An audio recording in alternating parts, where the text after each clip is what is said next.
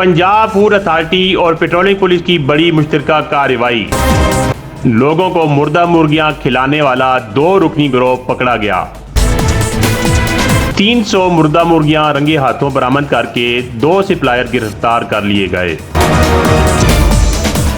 यह कार्रवाई तरबेला गाजी रोड पर कुटके के करीब की गई, जिसमें 300 किलो से जायद मुर्गियां बरामद की गईं।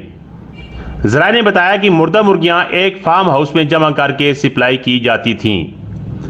अपने एक इन्फॉर्मर की इतला पर पंजाब फूड अथॉरिटी अटक के असिस्टेंट डायरेक्टर हरमैन अली और पेट्रोलिंग पुलिस कुटके चेक पोस्ट के इंचार्ज बिलाल अहमद की निगरानी में कार्रवाई की गई तो 2 मुल्जिमान नाज मलिक और दाऊद सनम लोडर रक्षा से खाली गाड़ी में मुर्दा मुर्गियां लोड कर रहे थे, जिन्हें रंगे हाथों गिरफ्तार कर लिया गया।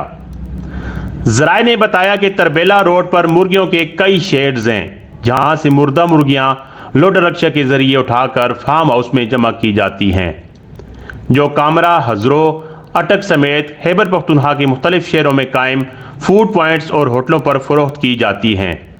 ताहम फूड अथॉरिटी और पेट्रोलिंग पुलिस ने कामयाब कार्रवाई में किसी हद तक लोगों को मुर्दा मुर्गियां खिलाने की कोशिश नाकाम बना दी है। तमाम मुर्दा मुर्गियां तल्फ कर दी गईं और थाना हजरों में असिस्टेंट फूड ऑफिसर की मुदहियत में फूड एक्ट के तहत मुकदमा दर्ज करके मुल्जिमान को हवालात बंद कर दिया गया।